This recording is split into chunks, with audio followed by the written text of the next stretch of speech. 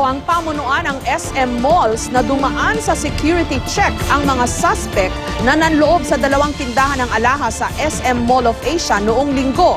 Pero naipuslit pa rin nila ang mga dalang baril. Kanina, nagsagawa ng closed-door case conference sa mga pulis at ang head ng security ng SM Malls para alamin ang mga naging pagkukulang sa seguridad.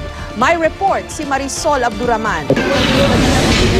Tukoy na raw ng pulisya ang ilang personalidad sa panloloob sa SM Mall of Asia noong linggo. 3 sa 9 na suspect na pinaghahanap ang nakilala na raw ng pulisya. Pero tumanggi na muna silang pangalanan ang mga ito. May mga na-identify but hindi pa lang natin pwedeng masabi. Kinumpare naman yung incident sa robbery ng SM North, sa robbery ng SM Mega Mall at saka dito, may mga similarities naman. Hindi pa rin masabi ng pulisya kung martilyo gang nga ang nasa likod ng pagnanakaw sa SM MOA. Pero sa kanilang investigasyon, may pagkakapareho raw ang modus operandi ng grupong nanloob sa SM MOA sa iba pang SM malls. Kanina, nagsagawa ng closed-door case conference ang PNP kasama ang head ng security ng SM Mall para alamin kung nagkaroon nga ng security lapses ang SM. Ayon sa pulisya, patuloy raw ang ginagawa nilang investigasyon. Wala akong sinabi na lapses ng So hanggang ngayon, hindi pa rin kasi ongoing yung investigation natin eh. Pero aminado ang SM Mall. They passed through the inspection ng guard.